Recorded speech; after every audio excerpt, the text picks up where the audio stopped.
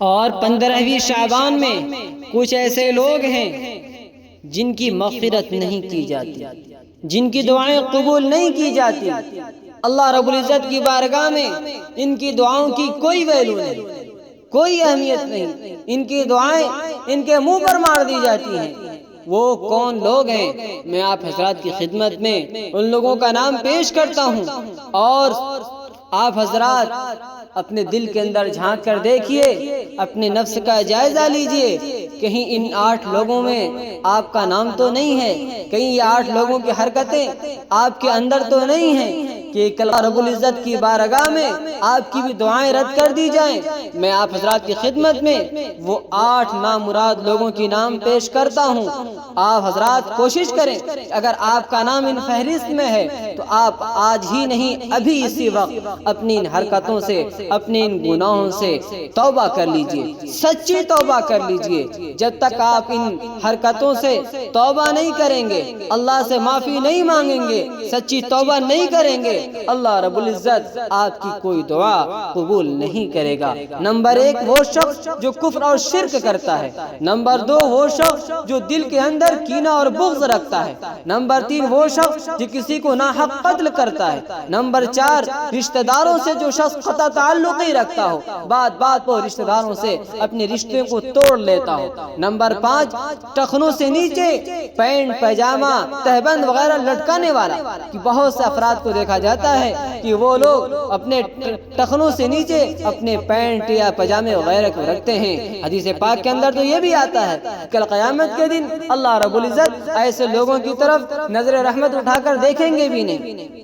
اسی طریقے سے چھٹا شخص والدین کا نافرمان، والدین کا دل دکھانے والا، والدین سے بدتمیزی سے پیش آنے والا، والدین کی نافرمانی کرنے والا شخص ہے، کہ جو شخص والدین کی نافرمانی کرتا ہے۔ میرا عزیزو میرے دوستو، میں ایک بات کہا کرتا ہوں کہ اللہ رب العزت گھر کے اندر والدین کو جنت کی شکل میں بنا کر کے رکھے ہوئے ہیں، اور بندہ والدین کی دل کو دکھا کر اللہ کے گھر میں آ کر کے جنت مانگتا ہے۔ میں کہتا ہوں والدین کی آپ خدمت کر لیں، جنت مانگنے کی ضرورت نہیں پڑے گی۔ نمبر 7 شراب کا عادی، نشہ کرنے والا، شراب پینے والا شخص جب تک ان حرکتوں سے باز نہ آ جائے، شراب سے سچی توبہ نہ کر لے، اللہ رب العزت اس شخص کی بھی دعا اپنی بارگاہ میں قبول نہیں کریں گے۔ اور 8واں شخص ہے زنا کرنے والا۔ یہ مرد ہو چاہے عورت ہو، مرد ہو چاہے عورت ہو، یہ 8 افراد ہیں۔ اگر ان لوگوں نے اپنے ان حرکتوں سے، اپنے ان گناہوں سے اللہ رب العزت کی بارگاہ میں سچی توبہ نہیں کی، تو اللہ رب العزت ان لوگوں کی دعاؤں کو رد کر دیں گے، ان کی دعاؤں کو اٹھا کر ان کے منہ پر مار دیں گے۔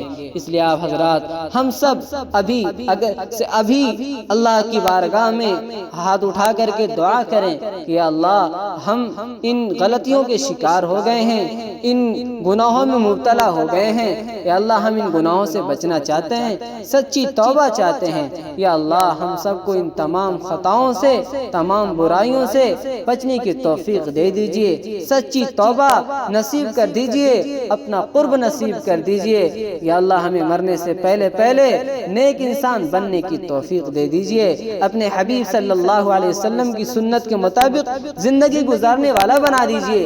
اللہ رب العزت کی بارگاہ میں جس اعتبار سے جیسے بھی آپ معافی مانگیں گے، جس طریقے سے بھی اللہ کے سامنے آپ ہاتھ اٹھائیں گے، اپنی فریاد کو رکھیں گے، اللہ رب العزت فوراً اللہ رب العزت ہم سب کے گناہوں کو معاف کر دیں گے، اللہ ہم سب کی مغفرت فرما دیں گے۔